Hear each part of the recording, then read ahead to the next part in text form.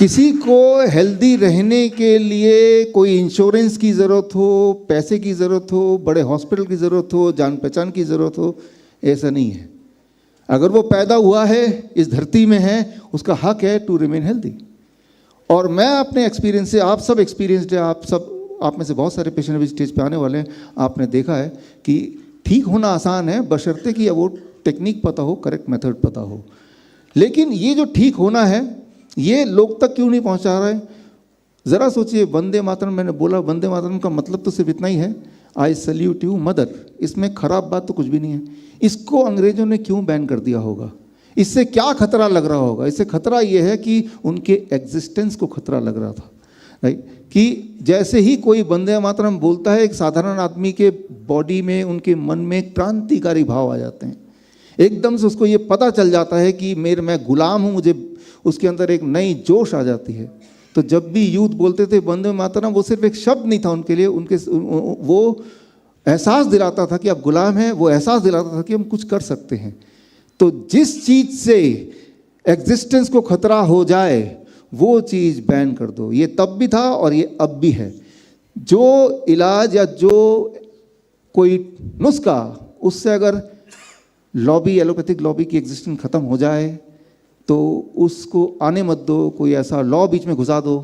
तो यही आप देख रहे हैं। मतलब ये कि आज की तारीख में अगर आप देखें तो आप सबको लगता है हम आज़ाद हैं, लेकिन मुझे लगता है हम सब जू में हैं। आप सबको चेन से बांधा हुआ है। किसी को थायराइड के चेन से बांधा हुआ है, किसी को डायबिटीज़ के पिंजरे में डाला हुआ है, किसी को हाइपरटेंशन के बाड़ों में डाला हुआ है। ऐसे नहीं है। अब ज़रा सोचिए, अगर इस जू की बात करें, जो जू में ही बच्चा पैदा हुआ हो जानवर का, उसको क्या लगेगा? यही दुनिया होती होगी। उसे पता ही नहीं कि आज़ादी क्या है, उसे लगता है यही आज़ादी होती होगी। देखो, जब से मैं पैदा हुआ यही तो देख रहे हैं।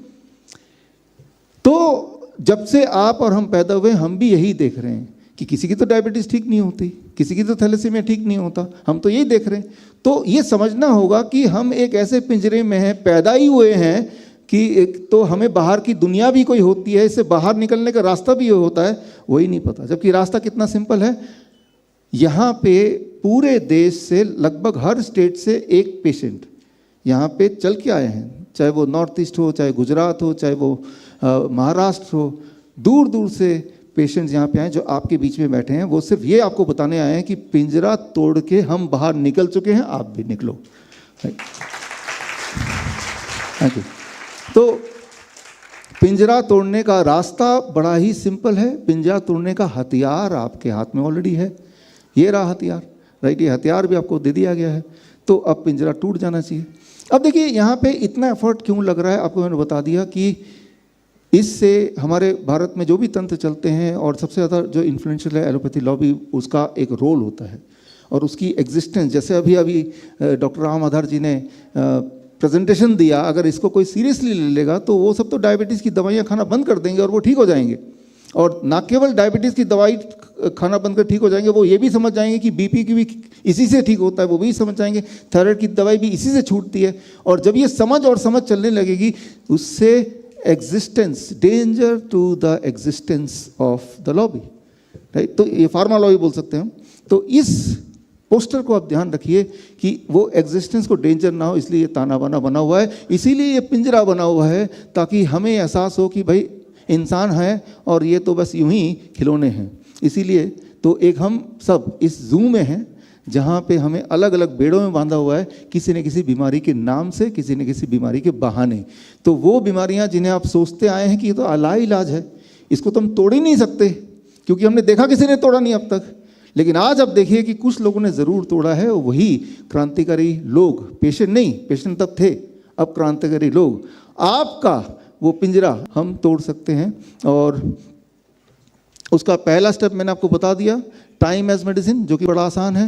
गवर्नमेंट ऑफ इंडिया ने जब हेल्थ मिनिस्ट्री, आयुष मिनिस्ट्री ने जो DIP डाइट पे क्लिनिकल ट्रायल किया, उसके ये सब कुछ रेफरेंसेस हैं, जिससे ये सिद्ध हो गया, चाहे वो टाइप 2 डायबिटीज़ हो, इंसुलिन डिपेंडेंट डायबिटीज़ हो, ये जर्नल में छपा है, जो चांसेस है कि वो छूट सकता है, हर बार छूट सकता है। लेकिन जितने पहले बताएं उतना अच्छा है, वो जल्दी छूट जाएगा। तो यहाँ पे पहले तो आप को ये समझ जाना चाहिए कि अच्छा हम समझ गए कि हम जू के अंदर हैं और हमें इन पेड़ों से बांधा है। तो ये कहानी थोड़ा 5 मिनट में समझेंगे, फिर हम स्टेप बाय स्टेप समझेंगे इससे निकलना कैसे। की उदाहरण लूँगा समझाने के लिए। ये उदाहरण है पिछले 2 सालों का, 3 सालों का। याद कीजिए 2020 के बाद कि एक टाइम आया कि कोई ऐसा भूत आ गया जो आपको खा जाएगा, तो उसका एक ही तरीका बचने का कि घर के अंदर बंद हो जाओ।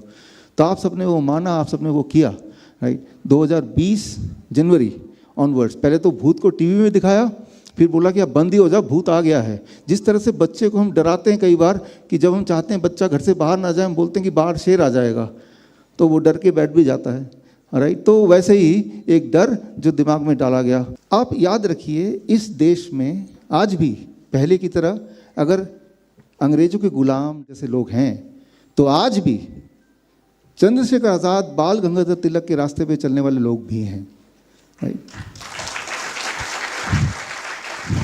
इसीलिए मैं समझता हूँ कि भाई जो सही रास्ता, सच का रास्ता है, वो उस पे चलना चाहिए, राइट। और बात मेरी या कोई एक इंसान की नहीं है, बात तो इंसानियत की है।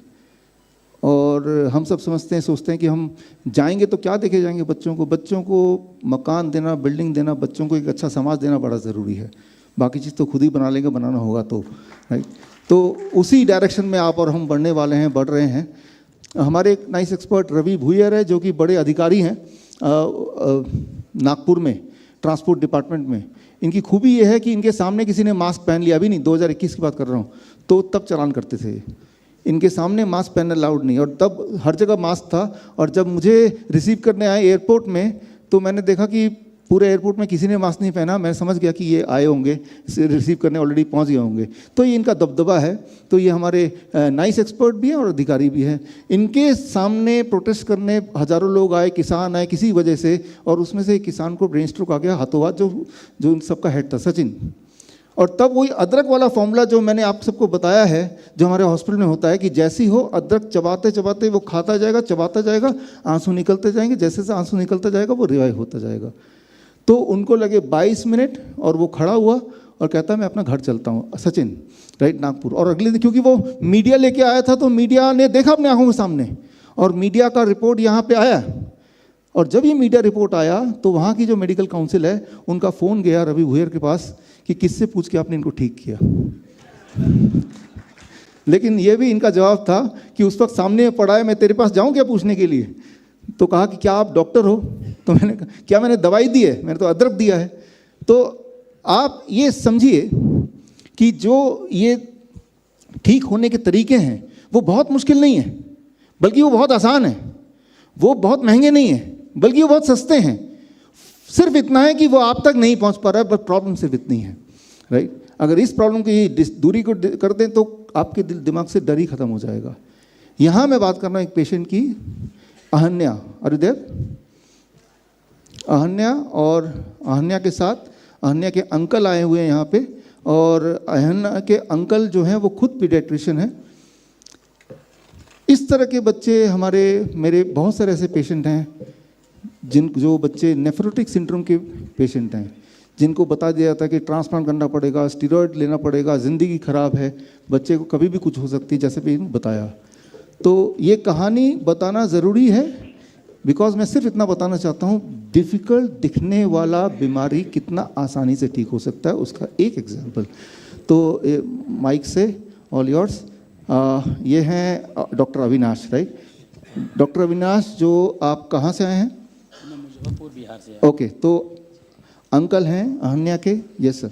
आप खुद ही डॉक्टर हैं, तो आप बताइए। जी, ये बच्ची मेरी रिलेटिव भी है, और फर्स्ट टाइम 2021 में मेरे पास आई थी, जिसका बॉडी स्वेलन था। मेरे पास आए तो रूटीन चेकअप किया गया, तो पता चला इसको नेफ्रोटिक सिंड्रोम है।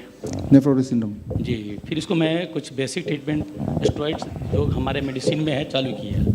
उसके बाद देखा गया कि इसको बहुत सा रिजल्ट अच्छा नहीं आ रहा है। फिर हमारे नियरेस्ट जो नेफ्रोलॉजिस्ट थे, डीएम नेफ्रोलॉजिस्ट है, उनके पास रेफ़र किया गया। तो वहाँ से इनका ट्रीटमेंट वर्क चालू हुआ, लेकिन देखा गया वहाँ भी रिजल्ट बहुत अच्छा नहीं था। फिर वो भी डॉक्टर साहब उसको रेफ़र किए एम्स।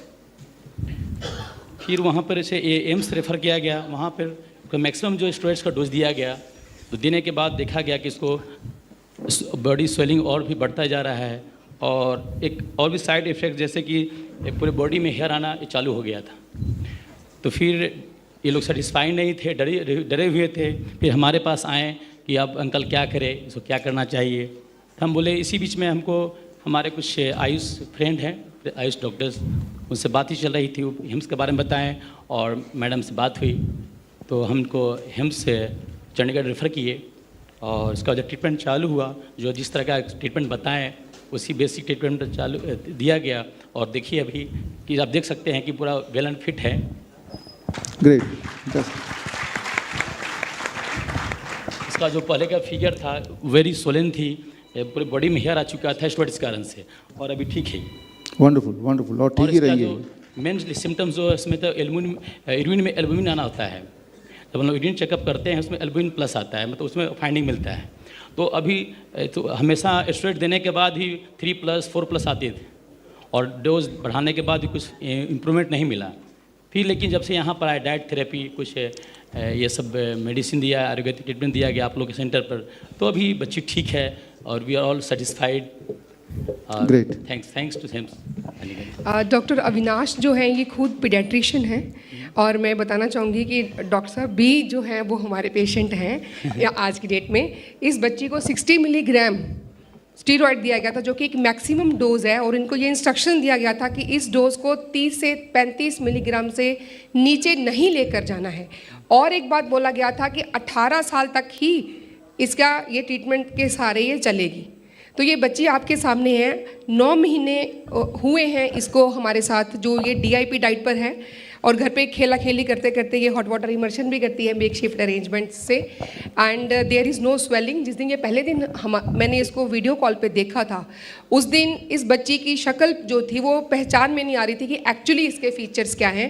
तो डॉक्टर अविनाश जो हैं, इनका मुजफ्फरपुर में हॉस्पिटल है, पीडियाट्रिशियन बच्चों का हॉस्पिटल है, तो इन्होंने खुद ही इस बच्ची को मुझसे इंट्रोड्यूस कराया था और ये हिम्स में आए और उसके बाद में आज तक ये चल रहे हैं। एंड आज की डेट में इस बीच में भी एक एपिसोड हुआ जो कि बड़ा स्केरी था कि she had fever, high grade fever. पहले इसकी प्रॉब्लम ऐसे स्टार्ट हुई थी तो उससे सब लोग डर गए, इनके घर के लोग भी काफ़ी डर गए कि अभी तो जो है हो सकता है दोबारा से इसका जो चालू करना पड़े स्टीरॉइड्स।